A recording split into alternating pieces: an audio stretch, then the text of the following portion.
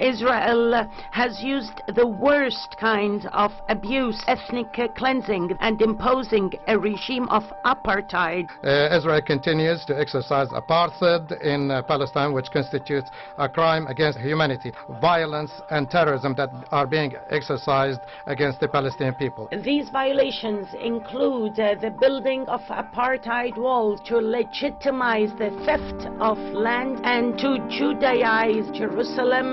The separation wall is an example of the apartheid policy practiced by Israel. Israel's practices of discrimination as well as extremism. United Nations Watch have the floor.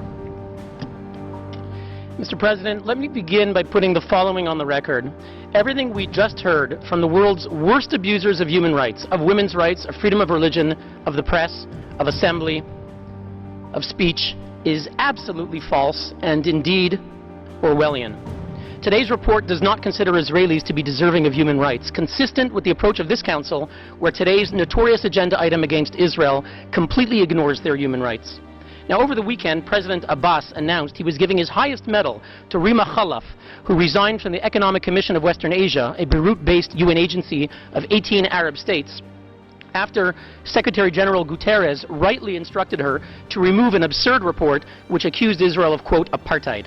Mr. President, why is Mr. Abbas celebrating a report written by the notorious Richard Falk after his own Palestinian mission here tried in 2010 to remove Mr. Falk on the basis that he was, quote, a partisan of Hamas, as we know from WikiLeaks?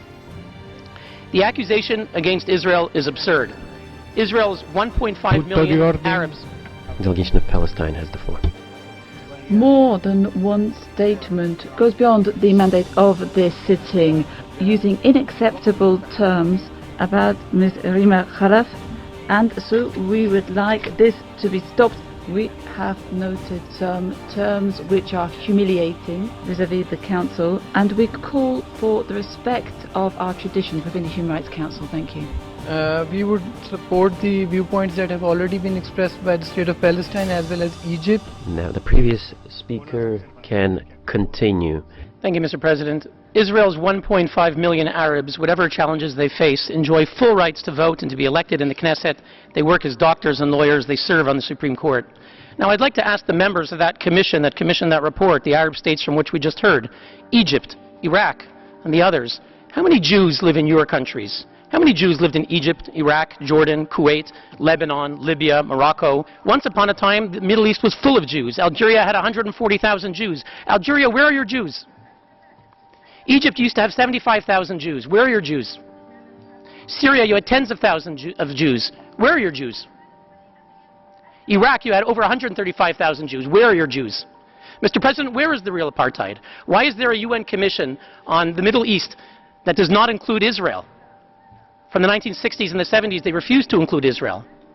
Where is the apartheid, Mr. President? Mr. President, why are we meeting today on an agenda item singling out only one state, the Jewish state, for targeting? Where is the apartheid, Mr. President?